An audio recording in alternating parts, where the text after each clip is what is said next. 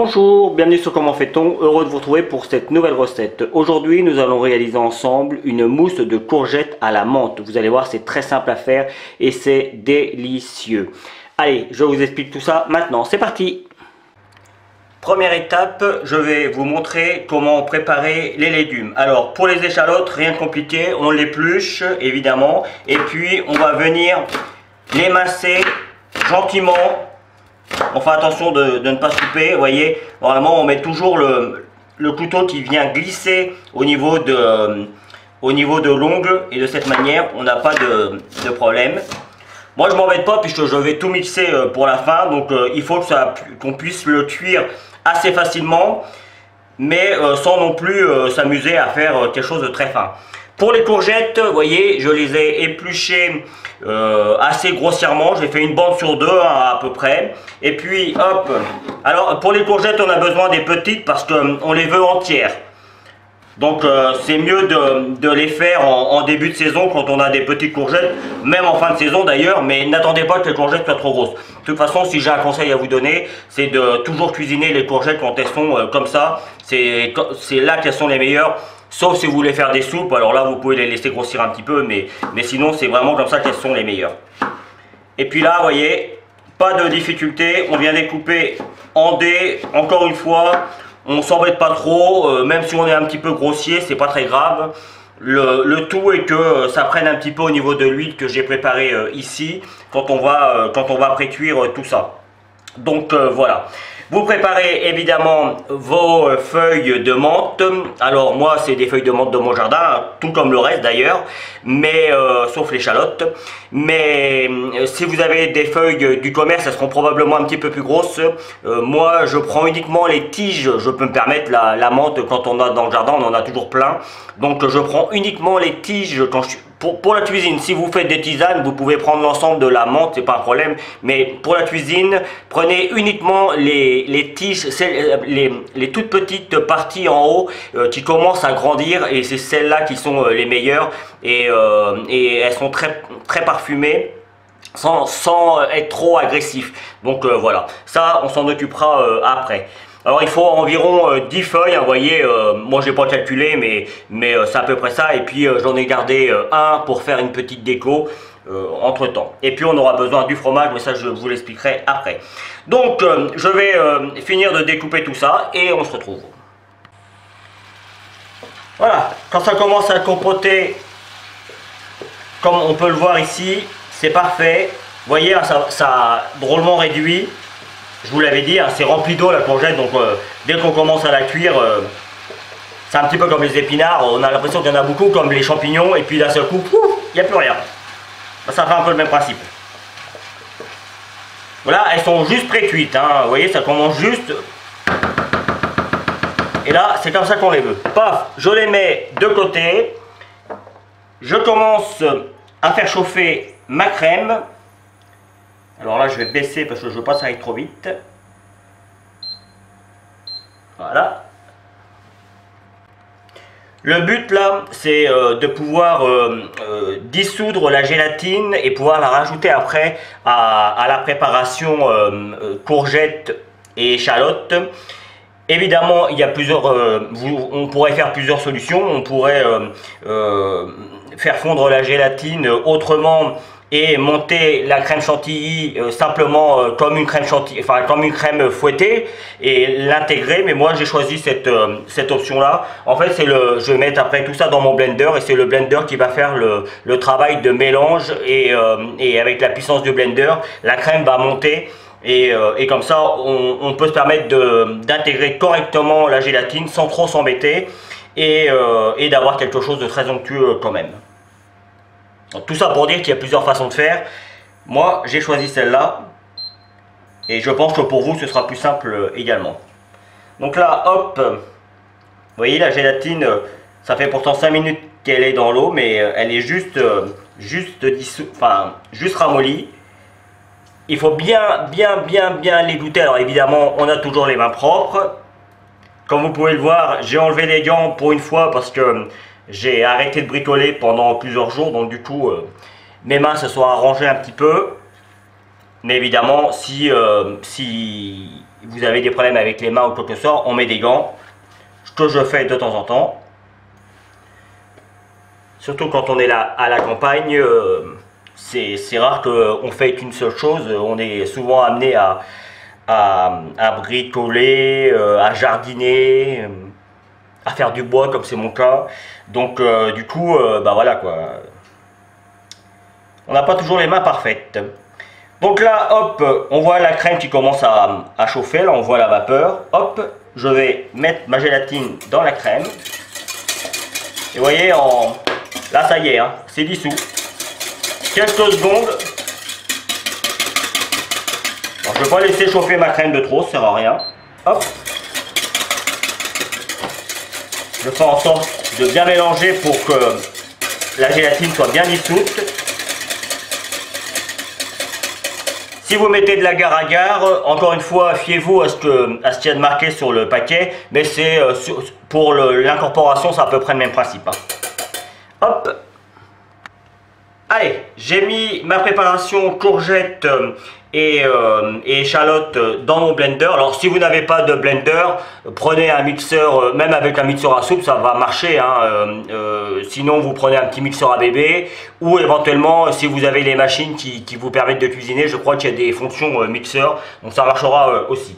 Je vais rajouter, hop, mes feuilles de menthe fraîches et je vais rajouter ma préparation gélatine, crème liquide entière et fromage frais. Hop, on va bien nettoyer pour qu'il ne reste rien au fond. Alors c'est vrai, vous allez dire que ça fait quand même pas mal de vaisselle pour une petite recette.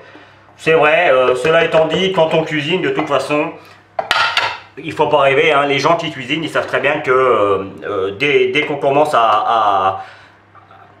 ça fait plein de vaisselle, mais ça, c'est comme ça, c'est la loi.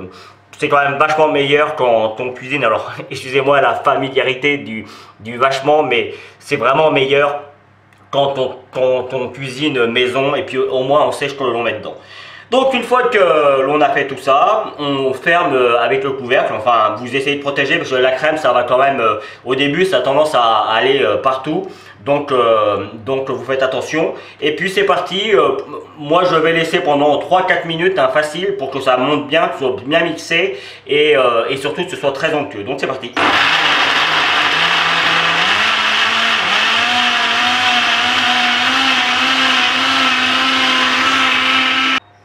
Voilà, j'ai terminé. Alors évidemment, je ne l'ai pas fait devant vous, une fois n'est pas coutume, mais j'ai salé et poivré. J'ai juste arrêté ma préparation, mais on pourrait le faire au tout début, hein. J'ai mis une bonne pincée de sel et puis du poivre, mais encore une fois, ça reste à convenance. C'est pour ça que tout le monde n'aime pas forcément. On pourrait même mettre un petit peu de piment, pourquoi pas, pour ceux qui aiment les choses un petit peu piquantes. Mais n'oubliez pas qu'on veut quand même sentir le goût de la courgette et celui de la menthe. Donc si on met trop de choses, ça risque de détourner les saveurs. Et comme on le sait en cuisine, quand il y a plus de 3-4 saveurs, ça devient compliqué. Donc voilà, ça c'est la petite chose. Vous auriez l'odeur, c'est juste merveilleux, hein, c'est vraiment merveilleux. Donc, je vais choisir plusieurs moules, histoire de vous montrer qu'il n'y a pas un moule, mais plusieurs. On pourrait même, si on voulait, les démouler. Moi, franchement, je vous conseille de les laisser dans des petits moules, c'est mieux. Et puis, pour l'accompagnement, ça peut être soit une entrée, pourquoi pas, avec une petite salade à côté, ou accompagné d'une viande. Alors, ça se mange froid, hein, évidemment. Donc, après, libre à vous. Faites-le comme ça, dans un premier temps. Savourez la douceur et le goût. Et puis après, vous pourrez, suivant ce que vous aimez comme viande, comme poisson, trouver des accompagnements avec cette préparation. Donc là, ben, il ne nous suffit plus que, regardez comme c'est joli, on a une couleur magnifique. Hop, et on sent bien que c'est très onctueux, hein. Alors la préparation là, c'est pour, j'aurais tendance à dire, là vous voyez, je vais être à mon 3e, c'est pour 4 personnes. Allez, là je vais en mettre un petit peu plus, je vais être un petit peu plus généreux.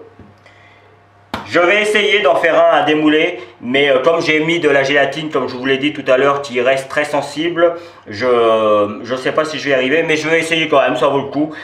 Si j'y arrive pas, je vous le montrerai pas. Si j'y arrive, je vous le montre. Mais je tâcherai de vous le dire. Et si jamais j'oublie, parce que il m'arrive souvent de refaire d'autres vidéos entre temps, donc quand je reprends la vidéo en question, parce que là ça va, il faut attendre que ça refroidisse.